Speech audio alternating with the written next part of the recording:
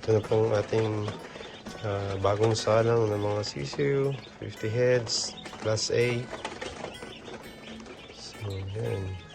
Masisigla sila ngayon kasi mainit ang panahon. Tama-tama na sa kanila yung temperature ng paligid. So, yan. Ito po ang kanilang day 1 dito sa atin.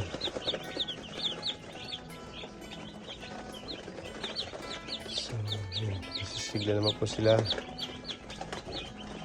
Lahat ay nakain na at nag-start ng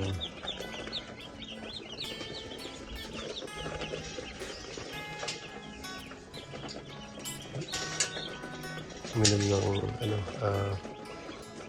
vitamins at tubig.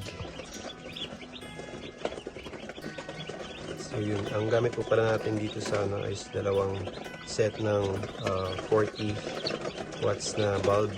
Yan po kasi yung available dito sa amin, kaya dinalawa ko na lang po. Medyo mataas yung position niya kasi pagka baba parang yung texture sa kanila is parang medyo basa-basa yung kanila balinghoy, parang sobrang init at moisture.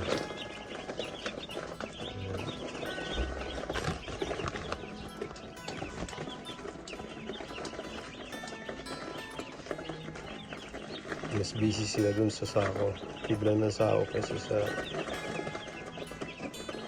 patuka. Dagdagan na lang po natin mamaya yung kanilang lagayan ng feeds para lahat ay makakain. Ito po yung update natin. Maraming salamat po.